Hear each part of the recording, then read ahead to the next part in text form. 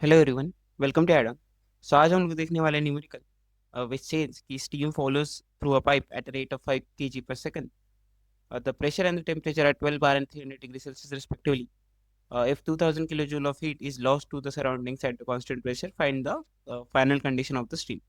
So इस question को solve करने के लिए आपको सिंपली ये जानना होगा कि लेट अस से कि steam is flowing through a pipe, जिससे हमें दिया गया है कि the rate of flow of steam is 5 kg per second. So the steam is flowing at 5 kg per second. और हमें दिया गया है कि the pressure and the temperature of the steam is 12 bar and 300 degree Celsius respectively. So pressure is 12 bar and temperature is 300 degree Celsius, which is 573 Kelvin. So हमें निकालना कि 2000 kilojoule of heat is lost. So जो lost है that is 2000 kilojoule of heat is lost जब steam travel करेगा इस pipe में से at like surrounding at constant pressure. Find the final condition of the steam. So हमें निकालना है कि what is the final condition of steam. So अगर आपको like ये पता है कि when the steam is losing, हमें ये like क्वेश्चन में ध्यान रखना होगा कि जो steam है वो हीट लूज कर रही है एट कांस्टेंट प्रेशर.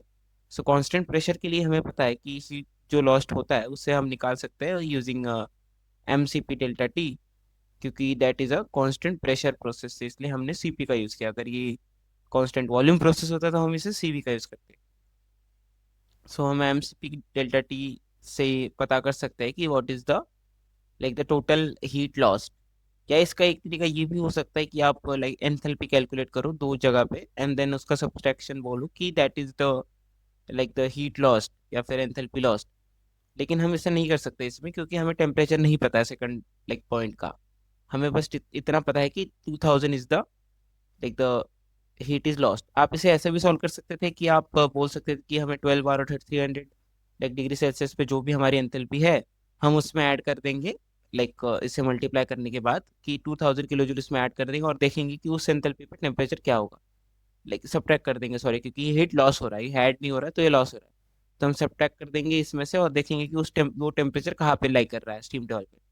या आप इसे ऐसे भी कर सकते हो कि आप सीधा ही बोल दो कि जैसे 2000 like kilojoule is nothing but mcp delta t, which is 5 into kg per second into cp, which is 1.05.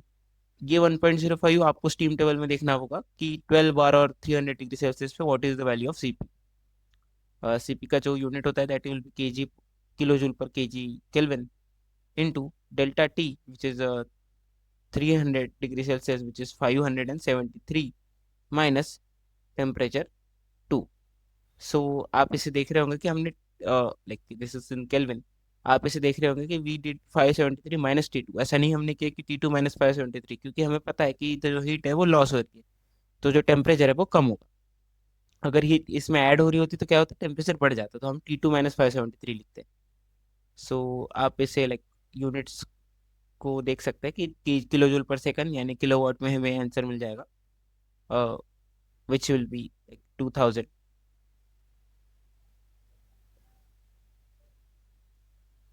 is equal to 5 into 1.05 into 573 minus T2.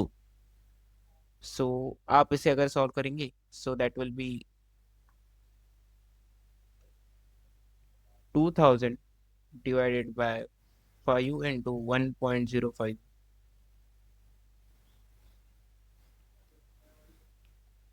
It is 380.9. और अगर 573 माइनस दैट करें तो इट विल बी 192.